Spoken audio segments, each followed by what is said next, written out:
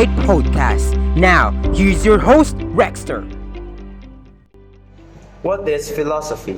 In simple terms, philosophy is the study of the fundamental questions about life, reality, knowledge, and morality. It's about thinking deeply and critically to understand the world and our place in it. What is philosophical perspective of the self? Ano nga ba ang mga philosophical na perspekto ng ating sarili? The philosophical perspective of the self is about exploring and understanding the nature of the individual, including questions such as personal identity, consciousness, free will and determinism, morality, and etc. Why is the philosophical perspective of the self important? The philosophical perspective of the self is important for several reasons. Self-understanding. It helps individuals understand who they are and what makes them unique, and what shape their thoughts, feeling, and action. Ethics and morality. The concept of the self is crucial for discussion of ethics and morality. It raises questions about personal responsibility and the basis for moral decision, identity, and individuality. It explores questions of personal identity and what makes each person distinct. This is important in understanding the concept of self in various contexts like legal, social, and personal. Epistemology. The nature of the self is linked to the nature of knowledge and how we come to know things. Understanding the self is the key to exploring questions about the limits of the human knowledge.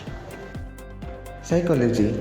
Philosophical perspective on the self have influenced the field of psychology and the study of human behavior, cognition, and unconsciousness. Human experience.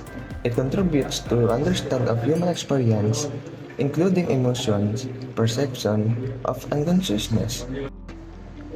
Existential questions. Philosophical discussions about the self often lead to existential questions about the meaning of life, purpose, and the pursuit of happiness. At this point, I will be asking one of them how they're going to relate themselves based on the philosopher's theory on the philosophical view of the self. So, let's start with Ira Shane Bromeo. I believe in René Descartes' theory on the philosophical perspective of the self. René Descartes' theory of the self, often encapsulated in his famous statement, cogito ergo sum, or I think, therefore I am, emphasizes the existence of a thinking self as the foundation certainty.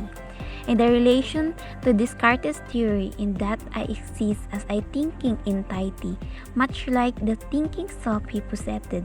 However, I exist purely in the digital realm, and the nature of my existence raises questions about the relationship between thought and physical reality in the context of modern technology and philosophy.